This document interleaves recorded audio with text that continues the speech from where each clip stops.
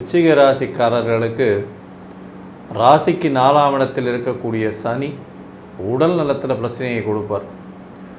அது தவிர பார்த்தாலேயானால் அலைச்சல் கொஞ்சம் அதிகமாக இருக்கும்.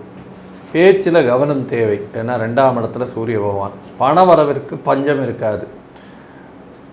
உங்களுடைய ராசிநாதன் 9ஆம் இடத்தில் நீச்சப்பட்டு வக்ரகதி ஆகிறதுனால உடல் நலத்தில் ஏற்றம் இருக்கும். புதிய கடன் வாங்கக்கூடிய வாய்ப்புகள் உண்டு. குழந்தைகள் மூலியமாக பெருமை வரக்கூடிய வாய்ப்புகள் நிச்சயமாக உண்டு. ராசிக்கு சமசப்தமத்தில் இருக்கக்கூடிய குரு பகவான் வக்ரகதியில் இருக்கிறதன் மூலியமாக உங்களுக்கு திருமணத்திற்கு உண்டான யோகம் வந்தாச்சு. பார்க்கக்கூடிய பாக்கியம் நிச்சயமாக இருக்கும். தை மாதத்தில் திருமணமாகும்.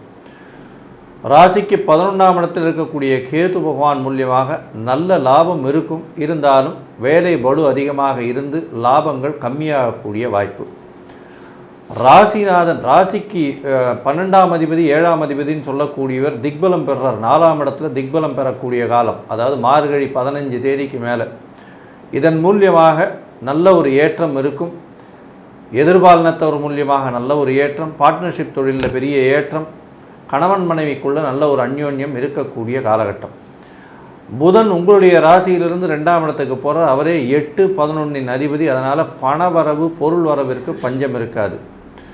11ஆம் அதிபதி அதாவது லாபஸ்தானாதிபதி தனஸ்தானத்தில் இருக்கிறதுனால எல்லா இடத்திலிருந்தும் பணம் வரக்கூடிய வாய்ப்பு, ஷேர் மார்க்கெட் இந்த மாதிரியான விஷயங்களில் பணம் வரக்கூடிய வாய்ப்புகள் உண்டு. இந்த ராசியில் பிறந்த அதாவது சமையல் கலை வல்லுநர்கள், நெருப்பு சம்பந்தமான தொழில் செய்பவர்கள், இராணுவ வீரர்கள், அதை தவிர மருத்துவர்கள், யூனிஃபார்ம் சர்வீசஸில் இருக்கிறவங்க, மண் ஜல்லி இந்த மாதிரியான ரியல் எஸ்டேட் வியாபாரம் பண்ணுறவங்க, ஜல்லி மண் இந்த மாதிரியான வியாபாரம் பண்ணுறவங்க, ஸ்டோன்ஸ் அதெல்லாம் வியாபாரம் பண்ணுறவங்க, இவங்களுக்கெல்லாம் பெரிய ஏற்றம் வரக்கூடிய காலகட்டமாக இருக்கும்.